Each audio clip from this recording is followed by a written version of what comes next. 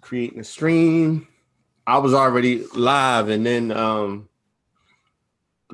excuse me, I was waiting for you to come in, so I had to shut it off because people's like, I can't see you live.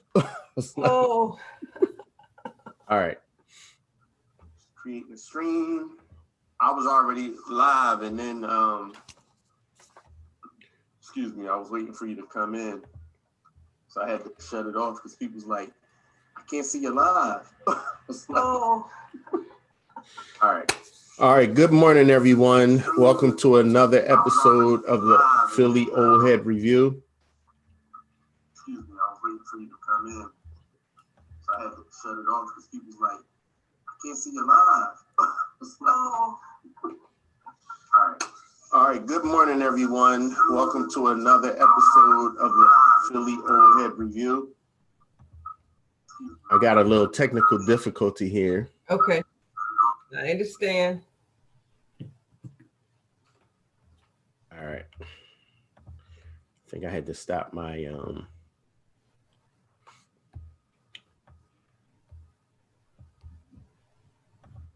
getting feedback. All right, so today our guest, Miss Dacia Moore, has come back to us to continue our parenting series. And today we're going to speak about, or she's going to speak about she wanted to talk about the toxicity within between parents and children, and she wanted to focus on the Kirk Franklin situation. So without further ado, Miss Moore, what do you have to present to us today? And I have to say, when you first mentioned it to me, I had no idea what was going on. So I had to jump on the internet and do a little research. So I saw a couple of videos yesterday, and before I comment, I'm gonna let you go ahead and do your thing. Sure. For those of you who like Omar and myself, I had heard about it a little bit, that I did some research for a program that I did on Wednesday and then one on Thursday as well. But basically, Kirk Franklin, the gospel singer, has an adult son. I think he's 32 or 33. The son has been a hard to parent son for a long time. They've been in family counseling. And this particular situation, what it sounds like is that there had been a conversation prior to somebody hung up on somebody else, somebody called somebody back, and that callback was recorded. Right. And the callback was basically Kirk Franklin cussing out his son because he felt his son had disrespected him. After the phone call, the son posted that recording of his father's tirade on the son's social media with a caption, can you believe my father talks to me like this? He owes me an apology. He is disrespectful to me. And basically blaming his father for all of their troubles. And that has really opened up a firestorm for Kirk Franklin. Number one, he's a gospel singer. And so, the language that he used is the common man's language, street language. Right. And, I get it. I really do, because I have a very difficult to manage daughter. She is now she's older. She's an adult now, but when she was a teenager, I was on a roller coaster. Right. Her. And so as we're talking about it, I thought it would be helpful to talk with your audience about toxic relationships, because there are difficult parent-child relationships. It could be that the parent is going through something and it's just wigging out all the time, or it could be that the child is going through something, but that dynamic between the parent and the child is just constant conflict. Right. The other element that we can talk about, Omar, is counseling, because this family has been in counseling, and we can talk about the value of family counseling. It's not a magic formula, clearly, but it can be helpful. This is Philly Old Head Review. We could certainly talk about old school discipline in the Black family. Right. Um, and what that looks like now, because a lot of people came out against Kirk.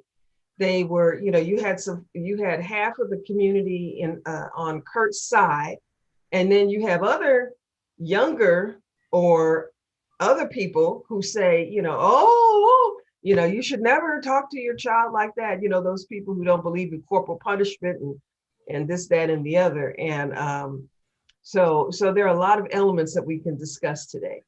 Well, as we go forward, I would like to say to the viewers, if you have any questions, you can type them in the box and we'll submit them to Ms. Moore.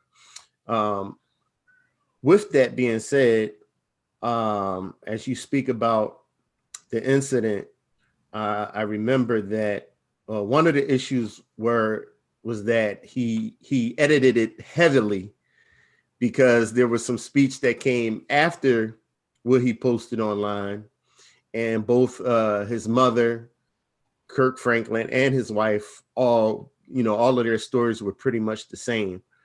And basically the son, framed it to make him look bad. Mm-hmm. And they all have, they all stated that he's been having some issues for quite a number of years. So, of course, there are many. You talk about the corporal punishment issue. I believe, and a friend of mine has a podcast, and he was talking about this. How do you get the youth to stop being so violent and things like that? But one of the things they mentioned is one of his guests mentioned was that you're not allowed to, deal with your child in the manner that we were dealt with when we grew up, or into the, I don't know, early to mid 90s, and things kind of started to change a bit. So now you have it where a lot of times, and I mentioned this in one of our previous meetings, where the children kind of can manipulate the situation, and society says they have these rights, and they can pretty much do whatever they want to do for the, legally speaking. But at the end of the day, how do we approach these type of situations? Well, King Solomon said there's nothing new under the sun, and the parent-child conflict is not a new thing. I think what's new in our society now is the phone and the recording, and mm-hmm. you can take a snippet of an incident and turn it into a movie for yourself, like what has occurred. There has been a shift in power. I remember, I think it was Dr. Spock that came out in the 70s. And he was one of the first big psychiatrists and child psychiatrists who came out against corporal punishment and respecting your child. And there's nothing wrong with respecting your child. But if we talk about old school biblical principles, there is a place that a child has, and there's a place that an adult has. And that power shift has occurred within the community at large, where in the schools, I remember working in the schools, and now the child's word is taken for what happened by the parent as opposed to the teacher. In my day, the teacher was right. What did you do? You have more to lose. Why would the teacher lie on you? And so now we see that in the family system, where the child has a lot of power, can threaten and try to manipulate, and the parent can feel that they don't have any recourse. I disagree with that, and I think that we have to, be mindful and be careful. Part of why we're where we are is that you had a lot of parents who were beating their children, abusing their children. That is not okay. Right. But I remember being in a school. I used to work in the schools, and a parent got hotline because she was in a meeting with the other teachers. The parent, the child, and the teachers were in a meeting. The child says something real nasty or disrespectful to the teacher, and the mom got up and popped her. They hotlined the mother. And, I just thought that's the most ridiculous thing I've ever heard of, Can because you that in explain that my term? mind is Can not you explain abuse. that terminology hotline to the viewers real Sure, quick? sure. Hotline is when you call child services Mhm. because you suspect abuse or neglect is occurring in somebody's life. And so they are a state-run agency. In Philly, you have it. I mean, it's everywhere. It's every state has a child protection agency. That's really what it is. Right. A family and child protection agency. And so their job is to help keep children safe who are not safe. And there are lots of children who are in situations that are not safe, because you do have you have adults who beat, torture, and harm children in the name of love, or in the name of discipline. So with anything, if you do it in moderation, that's one thing. But when you go to excess, that's a whole different story. Kids being chained up, food being withheld, not just one meal, many, many meals to Right. manipulate and modify behavior. Mhm. So, all of those extreme cases are what has caused the pendulum to be in favor of the child, because abuse has happened and still happens. And so, unfortunately, that gets the rest of us normal people caught up in the basket as well.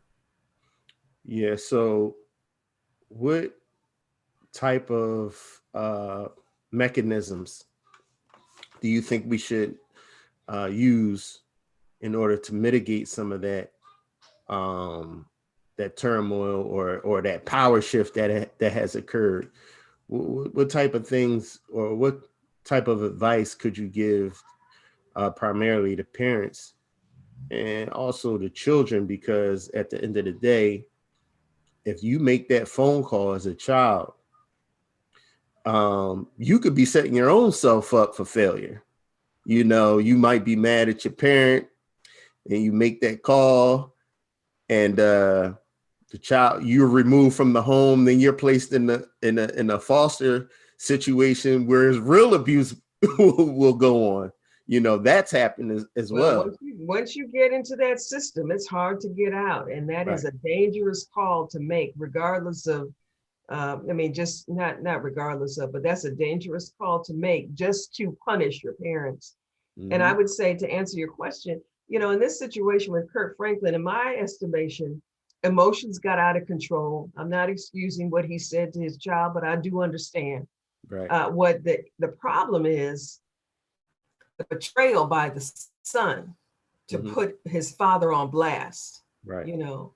And just like you're saying, when you make that call, if the child has the gumption to make that call, the audacity to make that call, just like the son had the audacity to to make this a public matter, then if your child has that much gumption, my daddy would say, go ahead, call him, and we'll ride it out. Because to be threatened by your child and held hostage, that I am not part of that party. Hmm. And I certainly had my instance where my daughter said she would call him, and I handed her the phone. Go ahead, let's go. Because as the parent, you do, again, you have to do what you feel is right in your own family. But in my estimation, the parent is um, is the authority, and our job is to raise children who are well adjusted, tax paying, independent citizens. You're not in my pocket after a certain age. You will always be a parent, and you will always be my son or daughter. And then so that in that relationship, it engenders respect. Even in the Bible, the second commandment is honor thy father and thy mother. Hmm. So that is meaningful, that power, that respect that you have, whether your parent is kind to you or not. The respect is what is needed. And that respect is kind of going by the wayside in our society, just in general. Absolutely. Yeah. Absolutely. Yeah. Also, we have mentioned that we don't have communities anymore. We have neighborhoods, but we don't have communities in this. Mhm. We have. I've mentioned this to people, not to get too far off the subject of parenting, but we grew up in communities where any parent on the block, within reason, was able to say something to your child, correct them, tell the parent, and then you get in trouble by the parent because somebody else had to say something to you. Mhm. But somewhere in the late 80s, early 90s, I noticed the shift. Don't say anything to my child, don't touch my child, this, that, and the other.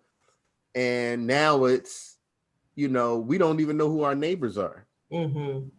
You move and you may know your next door neighbor, you may know the person across the street by sight, you wave, but we don't know our the people, our neighbors, where we live at these days, because it's so much moving around going on, and incoming, outgoing. uh the new the younger generation, they're they have their friends, but they don't communicate with anybody else. So we don't have real communities anymore. We just have neighborhoods. And that in turn, I believe, also has an effect on the external factors uh, of child rearing, because, you know, if your child's giving you a little hassle or something like that, y'all need a break from each other. Go to Miss Martha house for a few. You know what I'm saying? Go sit down with Miss Martha, or Miss Martha take your son and or your daughter and give you a break, let some steam roll off or whatever the case may be. We don't have that anymore. Mhm. We may not even have that with relatives, so that's another issue that may make things more complicated. Well, we What do you certainly, the saying "it takes a village to raise a child," that is true. And in the village concept, or the community concept that you're referring to, that is exactly the what was going on. Is that I'm not here by myself raising this child, but I have a village. I have supporters. I have people with similar value systems who can help when there's conflict between my child and I. They can go to Miss Martha's house, and that village has dissipated because of a lot of reasons. But what I would suggest for people to do is create your own village, because it is important. You do need support, because you will have difficult seasons with your child. Um, and for a lot of different reasons, and you do need that support to say, am I doing this right? Am I thinking right? Am I doing the right thing? To check with somebody else, to have those conversations, those safe conversations with people that you have allowed to be in your village. And it could be educators. That's why it's important to develop community, not just on your phone, on Facebook, but real live people whom you get to know your child's friends and their parents. You get to know the teachers. And that way you can create and begin to establish a village, so that you're not left by yourself when the storms of life come between you and your child. So What that's else? something we have to do intentionally now, Omar, as opposed to it was just natural Yeah. in previous times. But I think we have to intentionally create it now. Yeah, definitely. It doesn't happen organically Yeah. anymore, and we have to be so careful about um, who we put our family members around, Hmm. uh, whether it's other family members or neighbors or whatever the case may be. So, what what else you have for us? I mean, looking at this Franklin situation, and understanding that this happens in a lot of homes, Yeah. uh, between whether the parent is present. I mean, like you said, his son is in his 30s now. Mhm. But a lot of that foundation, obviously, from Kirk's perspective and also the mother of their son, um, uh, from what I gathered, the son felt somewhat abandoned at times, even though Kirk was involved in his life. I don't know if that, of course, we don't know the situation, but I'm not sure if that added to the lifelong uh, rebellion that he has. But it also sounds like the mother had to, grip him up as well. Well, you know what? It sounds to me like the son is entitled. He has an entitlement mentality because I give a person until about 25 to be blaming your parents for stuff that you went through.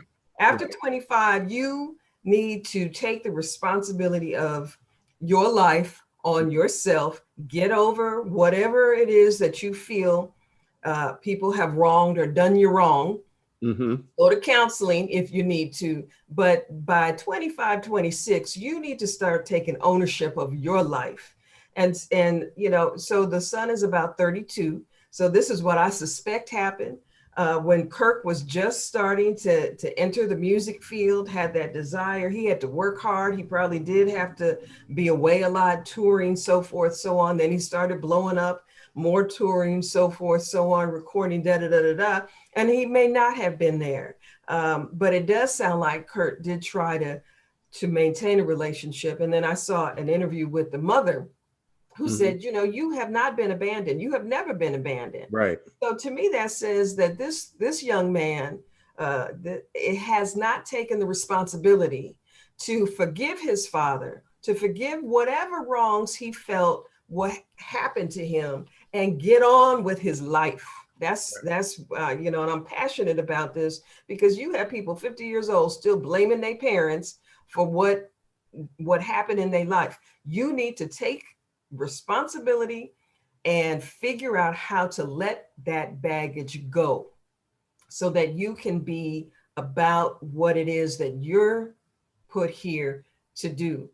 I think that this young man was trying to embarrass his father, which he did. It's a huge betrayal that has ramifications throughout the extended family system, not just between Kurt and his son and the mother, the cousins, the aunties, the uncles, everybody this is a huge fissure break in this family that, Right. that this young man has caused. Why? Probably number one, to punish his father. And number two, he might be trying to do something. He wants to get his name out there. That's not the way to do it. So I do have something for your audience because it is important as parents. Yes, we love our children, but you might have to, as they get older, as an adult, 32, 33, whatever, and they still hurting you, they hurting your feelings, they still are disrespectful to you, like it appears that this relationship continues to be toxic even into the young man's adulthood. There is a poem called Front Row. Everybody is not in your front row. And you can Google it. And it talks about your heart is a theater. Everybody does not deserve a front row seat in the theater of your heart. Because, and the reason I'm bringing this up, Omar, is we often assume that because you're my blood, you deserve a front row seat. But based on your behavior after a certain point, our relationship can shift. And if you show me that you have animosity toward me, unforgiveness toward me, you have a revengeful spirit that you want to just keep blaming me for Mm-hmm. all the things that I did. Most parents do the best that they can. So you have a young adult or an adult child who keeps you locked up in a battle because they continue to blame you. You may have to emotionally step away from that child, not abandon the child, but you might have to step back because just because that child is your blood does not give them an automatic front row seat. And Right. I have seen it over and over again when I do family counseling. that you have these adult children um, still in the parent pocket, blaming parents for the stuff that they did wrong. You have a lot of parental guilt. And I share with parents, just because they are your child does not mean you have to keep rescuing them. You may need to step back, step away, let them figure out how to live this life. I mean, you don't completely cut off the cord, but stepping back might be what is needed, because most of the lessons that we learn are from the school of hard knocks. Right. And Tough love. you might have to let your child go through something, Hmm. stop rescuing them so that they can figure out how to be an adult on their own. So again, for those who are watching, if anyone has any questions they would like to present, you type them in the box, the chat box, and we'll give them to Miss Moore to answer. Um, I mean, I agree with everything you're saying. Uh, I try to take some of the advices I hear from you and implement it in my own, uh, with my tribe. You know what I'm saying? Um, what about children who are not yet adults? You have special needs children, Mhm. and I'm not sure if you've dealt with them, but the special needs children where it's like they have tics. What I mean by tics, they have that same irritating behavior over and over and over again. You can't, you'll tell them to stop, they'll stop, and then they'll start right.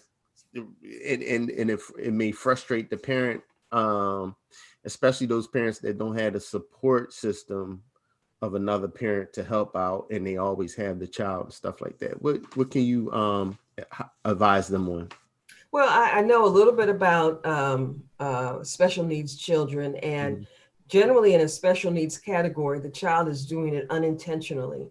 That to me, when I was in the working with children in the school system, that was the hardest determinant. That was the hardest thing to determine. Is this willful behavior, Mhm. or is this something else? Is this a mental health issue? Is it a special needs issue that's mild, that is kind of below the radar? Because if it is above the radar in terms of a special needs situation, that generally has involved some testing along the way. I mean, you've seen that the child is not normal, or is not developing according to the developmental timetable that most doctors and school psychologists know about. So depending on whether it's willful or just something that is automatic, or just kind of part of how they cope. I think the biggest thing with parenting is the parent managing themselves. Mhm. It's not the biggest thing, but it's a big thing.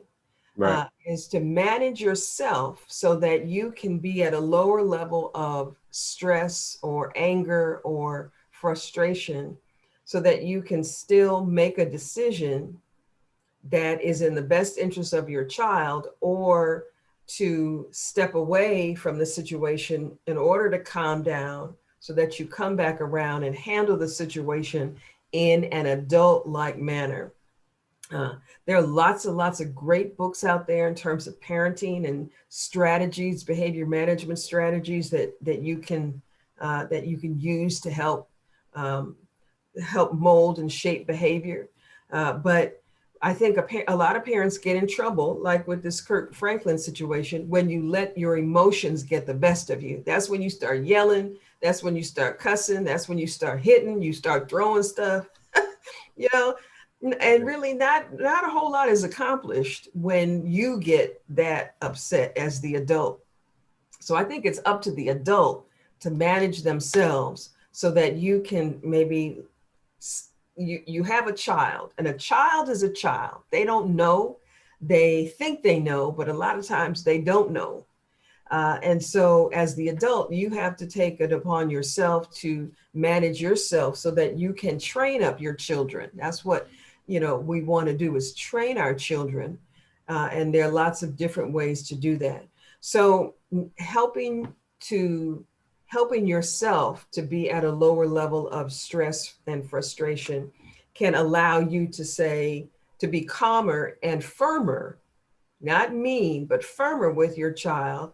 And then if they keep doing something in a willful way, that basically is disrespect. Right.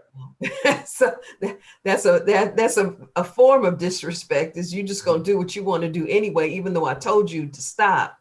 And if it's not something that is unconscious and just, they can't help, then you deal with it from a respect standpoint where, okay, you do it one more time, there are going to be consequences. And that's the thing.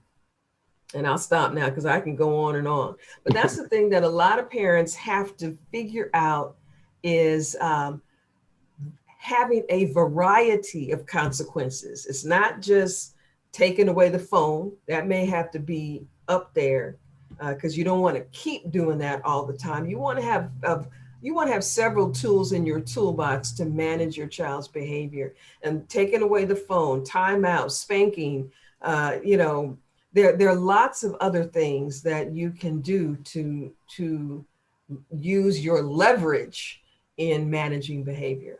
Right.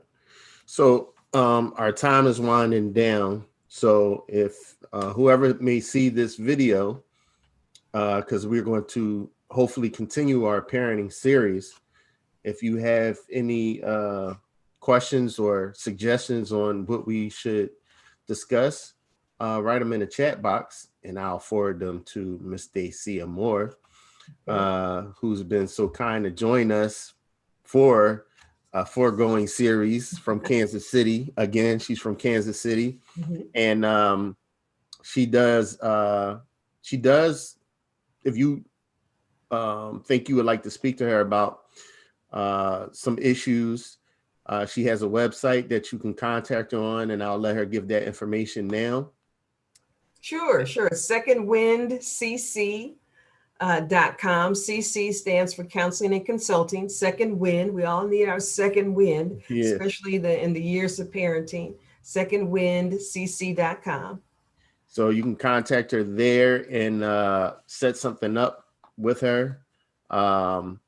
Also, again, hopefully she'll be joining us as we continue our parenting series. Any last words before we sign off on this episode? If you're in the throes of a difficult relationship with your child, don't lose hope, and I encourage you to figure out how to navigate that storm and not let go of your child, because your child needs you. Your child needs you. They may act like they don't, but they do. And contrary to what I would often hear parents say, well, I just need to parent you just in my house till you're 18 and then I'm done with it. You're never done with parenting. Right. My mother parented me and was my mother for as long as she lived. Mm-hmm. And I would often go to her as an adult for advice and wisdom, because parents have a different perspective. They have lived through some things, and so they see things that you may not see. And Right. so try to get some elders in your life that can help you navigate, but hold on to your child. You may have to step back from them, but pray for them, pray over them if you are a person of prayer, and just be encouraged that this storms don't last always. You will get through this, and I hope that you will have the maturity to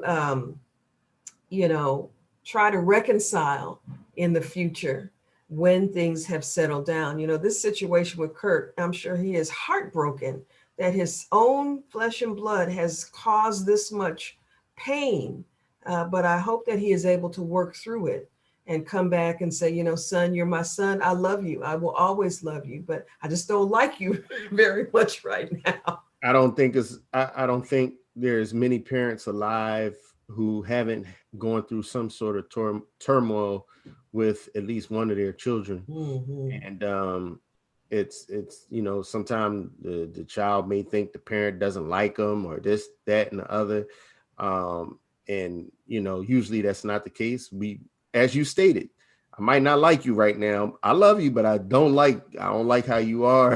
You know. Mhm. So absolutely. We appreciate you coming on again today. And until next time, this is the Philly Old Head Review.